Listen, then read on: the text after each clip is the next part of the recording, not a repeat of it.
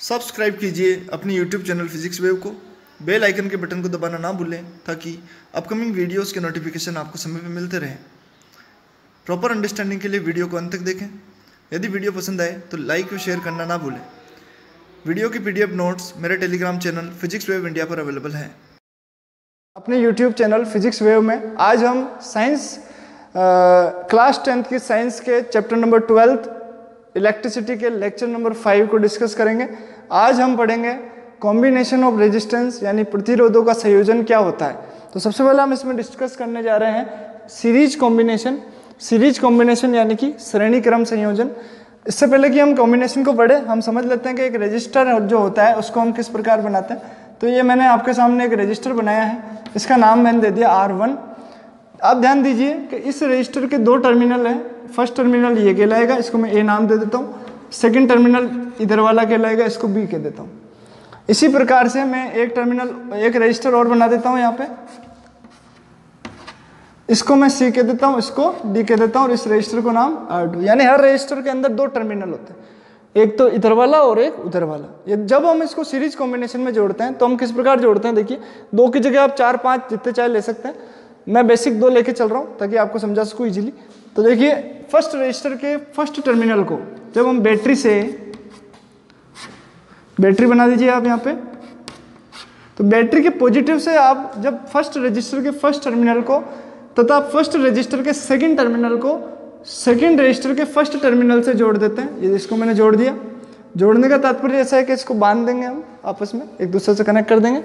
और अब जो आपका सेकंड रजिस्टर जो बचा है, इसका सेकंड टर्मिनल को आपने किससे जोड़ दिया, बैटरी के नेगेटिव टर्मिनल से। और यहाँ पे क्या लगा दिए कि, और यहाँ पर अमीटर और वोल्टमीटर तो इनके अंदर जो पोटेंशियल डिफरेंस और जो करंट फ्लो हो रही है उसको मेजर करने के लिए लगाएंगे। फिलहाल अपन को जब बेसिक समझना है तो हमने क्या किया, एक बैटरी लगा दी कितने वोल्ट की, 20 वोल्ट की। किसके कॉम्बिनेशन के साथ, दो रजिस्टर के साथ में, जिसमें एक रजिस्टर R1 का पहला टर्मिनल बैटरी के प्लस से जुड़ा है, इसका दूसरा टर्मिनल दूसरे रजिस्टर के फर्स्ट से जुड़ा है और दूसरे का सेकंड वाला बैटरी के नेगेटिव से जुड़ा है। तो ऐसा कॉम्बिनेशन क्या कहलाएगा, सीरीज कॉम्बिनेशन ऑफ रेजिस्टेंस कहलाएगा। अब आप ध्यान से देखिए, जैसे हमने की ऑन की, यहाँ से करंट फ्लो हुई, तो सीरीज जो कॉम्बिनेशन होता है इसके अंदर जो करंट होती है प्रत्येक रजिस्टर के अंदर से सेम करंट फ्लो होगी। यानी R1 में से भी I फ्लो होगी और R2 में से भी I फ्लो होगी। और जब करंट सेम फ्लो हो रही है तो दोनों टर्मिनल के ऊपर पोटेंशियल अलग अलग उत्पन्न होगा। यानी मैं कहूँ कि यहाँ पे VA माइनस VB, मतलब इस A पॉइंट पे पोटेंशियल VA मान लूँ और B पॉइंट पे पोटेंशियल कितना मान लूँ, VB मान लूँ, तो ये कितना होगा, तो ये V1 होगा और ये 0 नहीं होगा। देखो VA और VB दोनों बराबर हो जाए तो फिर ये 0 हो जाएगा और करंट फ्लो उस कंडीशन में नहीं करती। मैंने आपको पहले भी बताया कि जब भी करंट फ्लो हो रही है इसका मतलब दो एंड के ऊपर पोटेंशियल डिफरेंट होगा और उनमें जब हम डिफरेंस निकालेंगे तो वो कुछ ना कुछ वैल्यू आनी चाहिए, तभी करंट फ्लो होती है, अदरवाइज करंट फ्लो नहीं होती है। तो यहाँ पर R1 रेजिस्टेंस के ऊपर यदि हम वोल्ट मीटर लगा के देखेंगे तो कितना पोटेंशियल उत्पन्न होगा, V1 होगा। और दूसरे पे देखेंगे तो कितना होगा, मान लिया कि ये V2 है। यानी आपको सीरीज कॉम्बिनेशन में क्या ध्यान रखना है कि I जो है वो सेम रहती है और V जो है दोनों रजिस्टर के ऊपर वो डिफरेंट रहता है। अब 3 लगा दो तो भी I तो तीनों में सेम रहेगी और तीनों के ऊपर पोटेंशियल डिफरेंस अलग अलग उत्पन्न होता है। तो अब यहाँ से हम देखें तो हमको डिफरेंट कौन है, V। तो हम यहाँ लिख सकते हैं कि V बराबर किसके है, V1 प्लस V2। अरे भाई इन रेजिस्टेंस के ऊपर जो पोटेंशियल डिफरेंस उत्पन्न हो रहा है वो हो किसके कारण रहा, बैटरी के कारण ही। यानी बैटरी का जितना पोटेंशियल है उतना का उतना ही इस पे होगा। यानी V1 प्लस V2 किसके बराबर होगा, V के। और ओम्स लॉ से हम जानते हैं चूंकि V बराबर क्या होता है, I इंटू R। तो V1 बराबर कितना होगा, करंट कितनी फ्लो हो रही है R1 में, I, और R1 कितना है, R1। तो V1 बराबर क्या हो जाएगा, IR1। और V2 बराबर इसी प्रकार क्या हो जाएगा, IR2। तो हमारे पास में ये कितना आ गया, V की जगह हमने लिख लिया IR और इधर लिख दिया IR1 और इधर लिख दिया IR2। देखो यहाँ से उठा के वैल्यू पुट कर दी मैंने, V बराबर IR, V1 बराबर IR1, V2 बराबर IR2। तो I कॉमन निकल गया तो हमारे पास बचा IR, I कॉमन निकल गया तो आ गया R1 प्लस R2, I से I कैंसिल। तो हमारे पास सीरीज कॉम्बिनेशन के लिए जो टोटल रेजिस्टेंस होगा, जो इक्विवेलेंट रेजिस्टेंस होगा, इस RS को हम कह सकते हैं कि सीरीज कॉम्बिनेशन में ये टोटल रेजिस्टेंस है। S किसको बता रहा है, सीरीज को। सीरीज मतलब S यहाँ पे मैंने सीरीज कॉम्बिनेशन के लिए काम में लिया है, या आप इसको चाहे तो R टोटल भी कह सकते हैं। और R टोटल कितना हो गया आपके पास, R1 प्लस R2। यानी सीरीज कॉम्बिनेशन में यदि दो रजिस्टर आपने जोड़े हैं तो दोनों रजिस्टर्स का टोटल रेजिस्टेंस कितना होगा, उन दोनों के सम के इक्वल होगा। तो सीरीज कॉम्बिनेशन में यदि आप 4 जोड़ देंगे तो क्या होगा, चारों को सम के इक्वल होगा। 5 जोड़ देंगे तो 5 के इक्वल होगा। तो इस तरीके से जो सीरीज कॉम्बिनेशन होता है उसमें टोटल रेजिस्टेंस उनके एल्जेब्रिक सम के इक्वल होता है। एक एग्जांपल अपन यहाँ पर ले लेते हैं। तो देखिए इसको मिटा देता हूँ मैं। माना कि इसमें R1 बराबर 2 ओम था और R2 बराबर कितना था, 2 ओम ही था। 2 ओम यानी टोटल रेजिस्टेंस RS कितना होगा, R1 प्लस R2 यानी 2 ओम प्लस 2 ओम यानी कि ये 4 ओम होगा। ठीक है, एक एग्जांपल और ले लो। एक रजिस्टर और जोड़ रखा है, इस R3 की वैल्यू 1 ओम है। तो अब आपके पास में टोटल रेजिस्टेंस कितना हो जाएगा, R1 plus R2 plus R3 और 2 प्लस 2 प्लस 1 ओम, तो आपके पास हो जाएगा ये 5 ओम।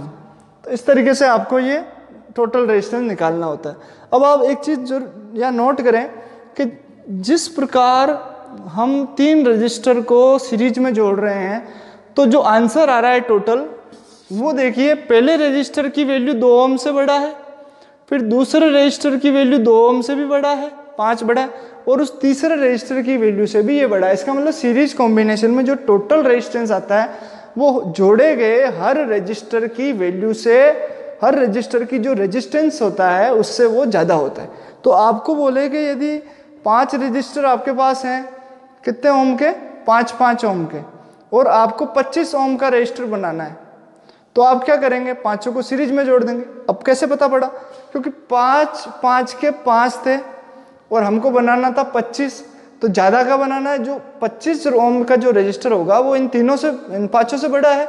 यानी बड़ा कब मिलता है, सीरीज कॉम्बिनेशन में मिलता है। तो आपको याद रखना है कि सीरीज कॉम्बिनेशन में जो भी रजिस्टर मिलेगा उसकी वैल्यू हर जोड़े हुए रजिस्टर से तो हमेशा ही ज़्यादा होती है। इस तरीके से आप करेंगे। इसमें और भी डिफरेंट टाइप के क्वेश्चंस हैं। अभी हम जनरल एक क्वेश्चन हमने किया, अब हम पहले एक बार ऐसे कॉम्बिनेशन को n रजिस्टर के लिए भी समझ लेते हैं।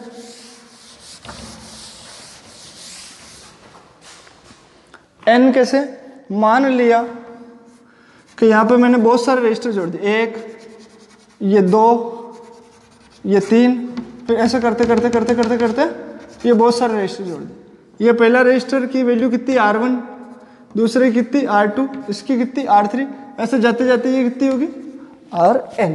यानी मैंने टोटल कितने रेजिस्टेंस जोड़े, n रेजिस्टेंस जोड़े, और इस पर टोटल बैटरी कितनी है, पोटेंशियल कितना है, ये मान लिया मैंने 20 वोल्ट की बैटरी लगा रखी है यहाँ पे।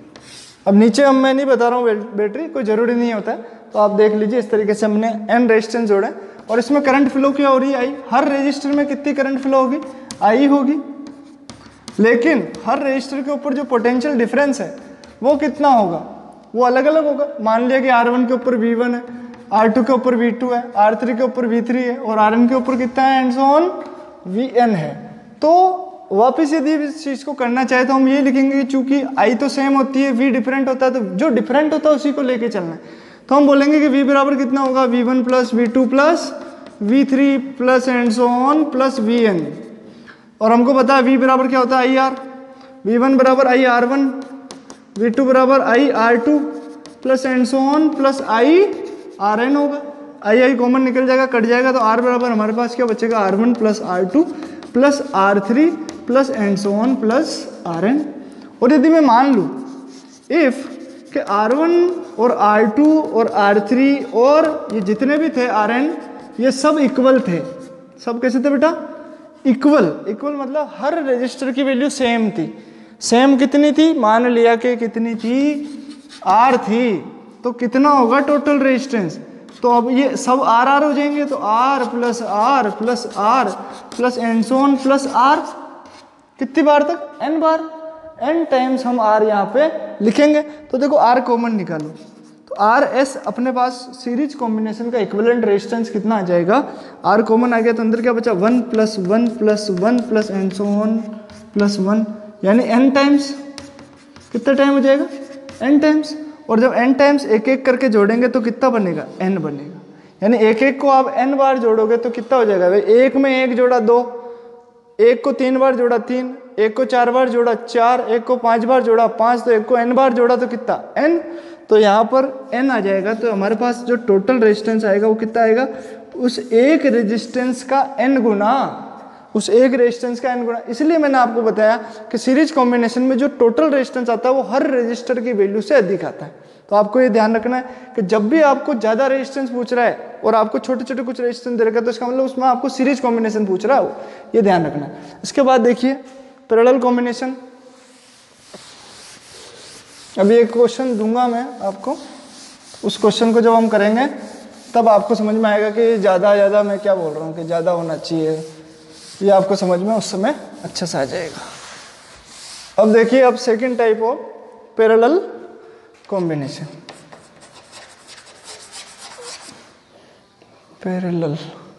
Parallel combination.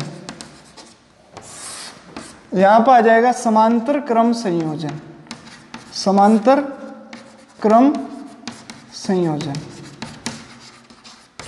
समांतर क्रम संयोजन से तात्पर्य हमारा यह है कि जैसे मैंने एक टर्मिनल लिया यहाँ पे A, और इस A टर्मिनल से एक रेजिस्टेंस का फर्स्ट टर्मिनल मैंने जोड़ दिया और एक टर्मिनल लिया मैंने B, यानी R1 के दोनों टर्मिनल को मैंने क्या किया, A और B से जोड़ दिया।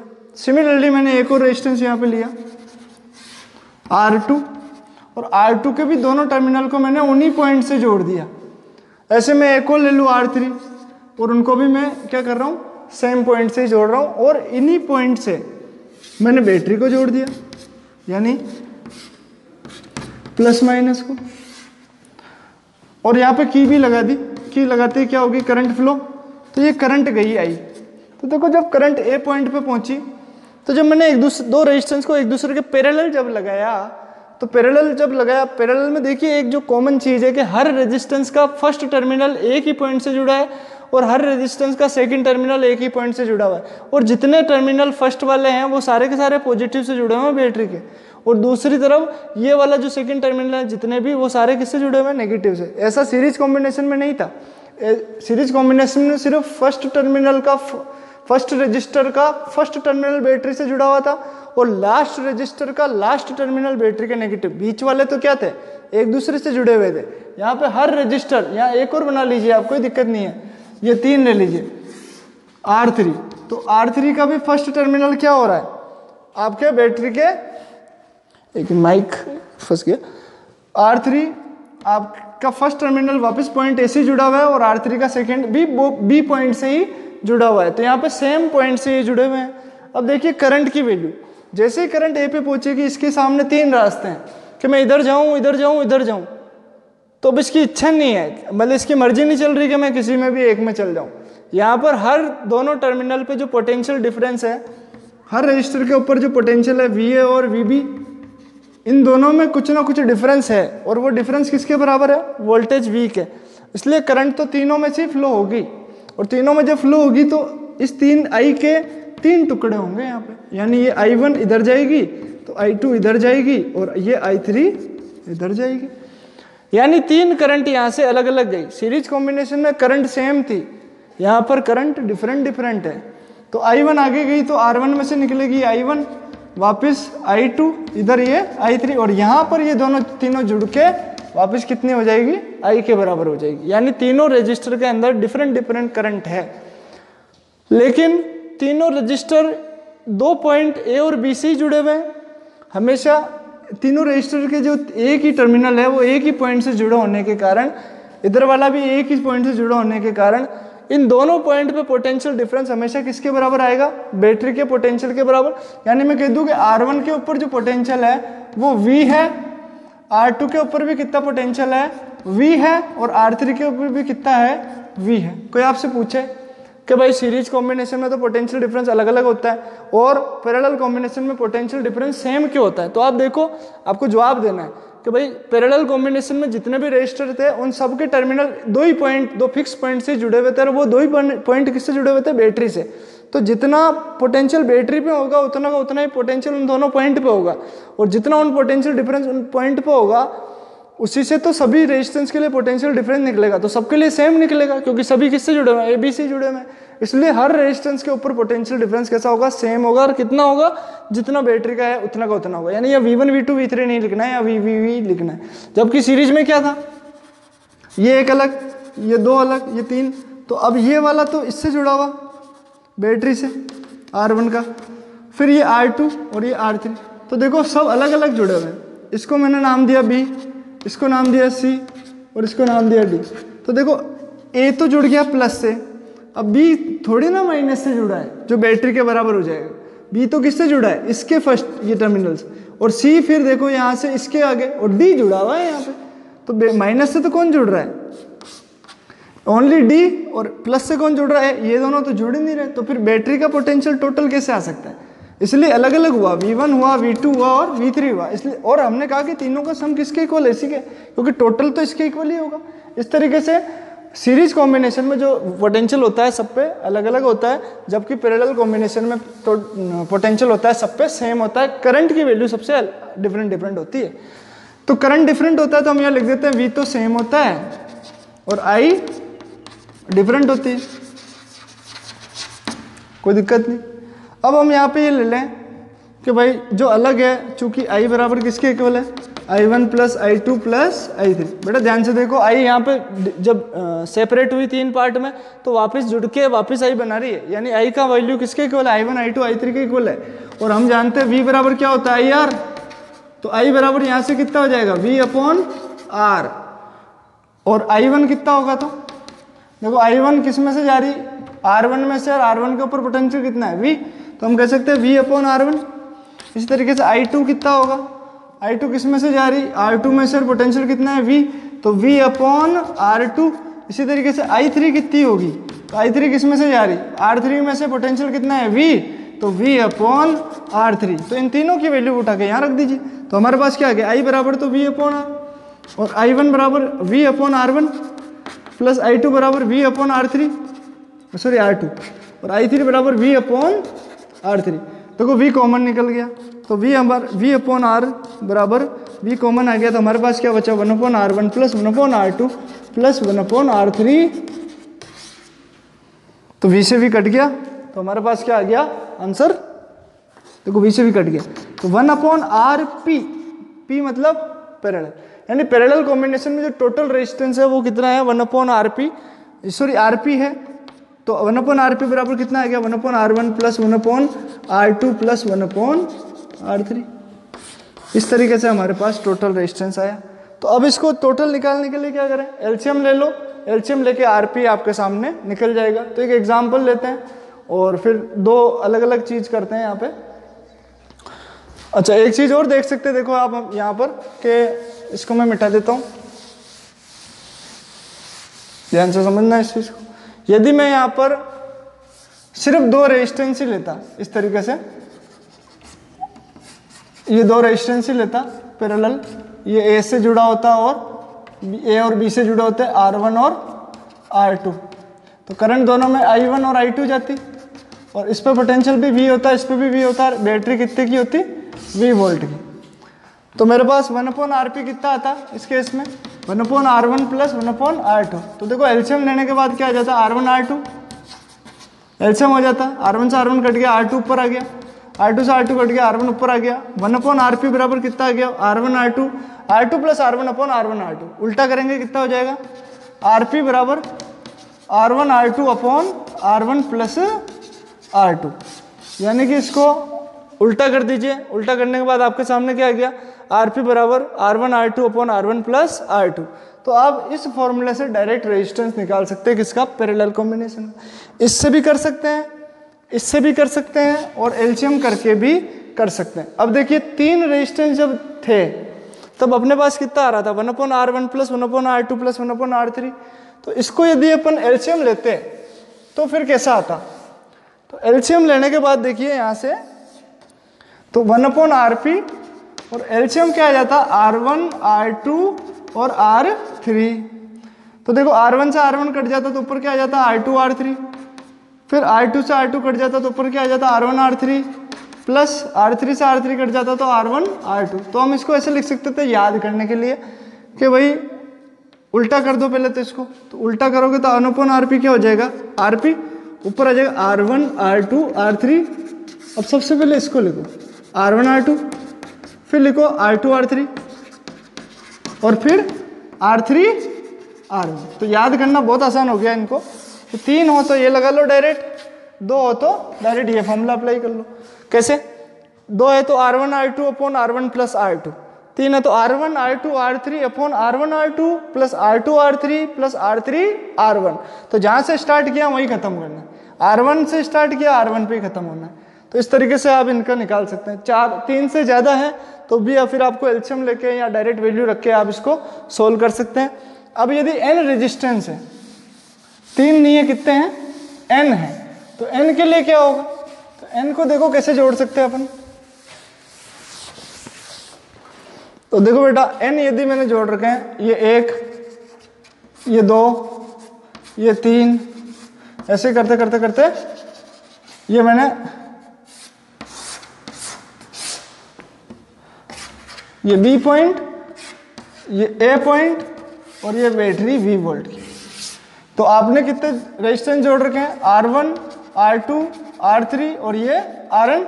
और मान लेते हैं कि सारे रेजिस्टेंस कैसे हैं, सेम ही है, RR रेजिस्टेंस के ही हैं। तो यहाँ पर जो टोटल करंट आएगी I, वो कितने भाग में बढ़ जाएगी, I1 I2 I3 और ये and so on IN type में, और इधर वापस कितनी निकल जाएगी I जुड़ जुड़ा के।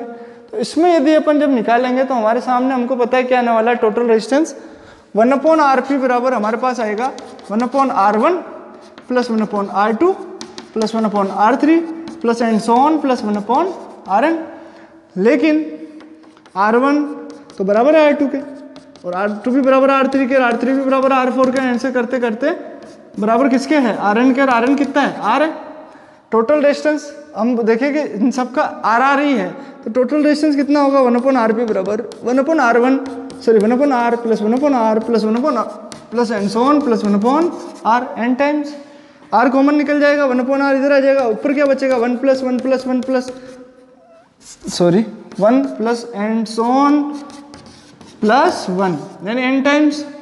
तो एक बार मैंने फिर बताया आपको कि एक एक को n बार जोड़ेंगे तो n बन जाता है। तो हमारे पास 1 अपॉन RP कितना आ गया, ऊपर कितना आ गया n और नीचे तो क्या है R। तो हमारे पास n रेजिस्टेंस यदि हम जोड़ें तो टोटल रेजिस्टेंस कितना हो जाता है, देखो यहाँ से RP बराबर, उल्टा कर रहा हूँ मैं इसको उल्टा, तो मेरे पास RP बराबर क्या आ जाएगा, R अपॉन n। यानी क्या पता चला कि जो पैरेलल कॉम्बिनेशन में जो रेजिस्टेंस आएगा टोटल, वो एक रेजिस्टेंस का n गुना n टाइम्स मतलब कम होगा, 1 अपॉन n टाइम्स होगा। वो कितना होगा, एक रेजिस्टेंस की वैल्यू का 1 अपॉन n टाइम्स। तो इस तरीके से आप कर सकते हैं। तो अब एक एग्जांपल हम लेते हैं और चेक करते हैं कि क्या वास्तविकता में ऐसे कुछ रिजल्ट आ रहा है। तो देख लेते हैं,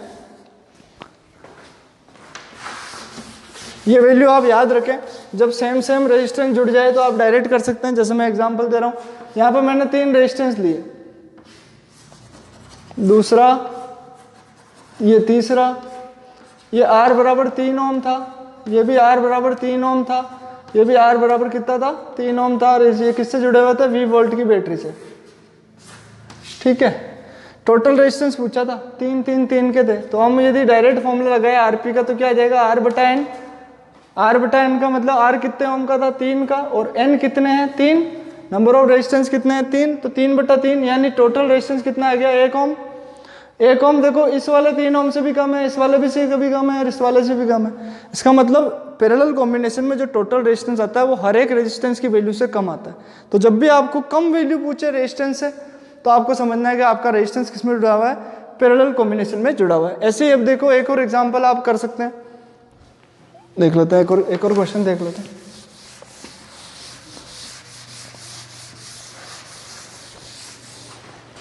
जैसे मैंने 2 रेजिस्टेंस लिए, चलो 3 ले लेते हैं। एक तो 3 ओम का है, एक 2 ओम का है, और एक 1 ओम का है। अब तीनों ही अलग अलग के हैं और V वोल्ट की बैटरी से जुड़े हुए हैं, करंट जा रही है अलग अलग, टोटल निकालना है। तो अब ये फॉर्मूला थोड़ी ना काम करेगा R/N का, ये तो किसके लिए काम करता है, जब सेम हो। अभी हमारे तीनों वैल्यू अलग अलग है, तो फॉर्मूला क्या है 3 के लिए 1/RP से करो तो 1/RP बराबर 1/R1 plus 1/R2 plus 1/R3।